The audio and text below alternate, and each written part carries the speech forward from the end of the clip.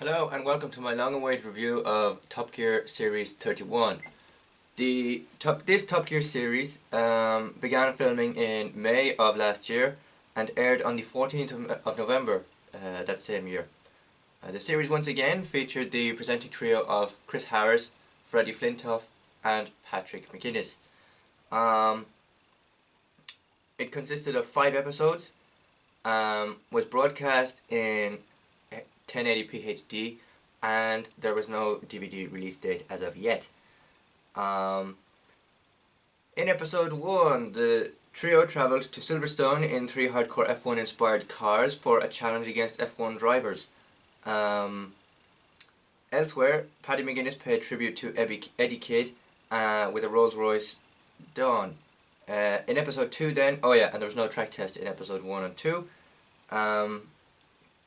In episode 2 then, the trio travelled to Northumberland with 3 electric SUVs to see which is the best at caravanning. This is obviously a take on what Jeremy Clarkson, Mr. Hammond and James May did also well in the previous seasons before them.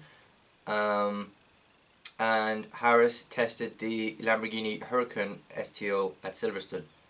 Episode 3, Harris and McGuinness head to Iceland with second-hand British cars to see which is the best at rallying. The cars that featured on the track test were the Chevrolet Corvette Stingray, in which Flintoff did the testing of. Episode 4 then, Freddie learns how to become a racing driver with the help of Harris, and McGuinness tests the Aston Martin Victor while Harris celebrates 40 years of the DeLorean. The track tests for that episode were the Aston Martin Victor, in which McGuinness got behind the wheel. And finally, the 5th episode, the trio headed to Plymouth with 3 classic cars they believed are perfect for 17-year-olds. Meanwhile, Harris pays tribute to the legendary Lamborghini Miura. Production of the episodes, then, the presenters were spotted in Northumberland with 3 SUVs. Harris was driving an Audi e-tron S Sportback, Flintoff was driving a Polestar 2, and McGuinness was driving the Mercedes-Benz EQC. The presenters were spotted in Plymouth with McGuinness and MGB serving, Flintoff in a Volkswagen Beetle and Harris in a Lada Niva. And then some trivia about it then. In Australia, the series exclusively streamed on Stan, which is a streaming service owned by the 9 Network in Australia, who previously broadcast the show in Australia. Series 27 to 30 along with the Nepal special were also added following this series premiere. In New Zealand, the series streamed on Sunday nights on TVNZ Duke, then immediately on demand. Episodes air once a week in the UK. Now, what did I think of Series 31? Quite frankly, they had some fantastic cars. The Lada Niva, the Aston Martin Victor, which I was surprised to hear about, was quite nice actually, and I'm quite surprised that Paddy McGuinness didn't end up crashing it, because it would have been a very expensive buyout then, given that there's only one person who owns the Aston Martin Victor and it's an extremely rare car to have.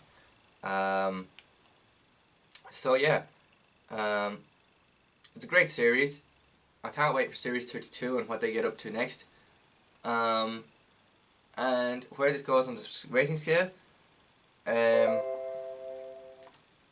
yeah, a solid 9, maybe even more, slightly higher, because they did have some great cars, and I really enjoyed the opening episode to the series, in which Paddy McGuinness paid tribute to Britain's version of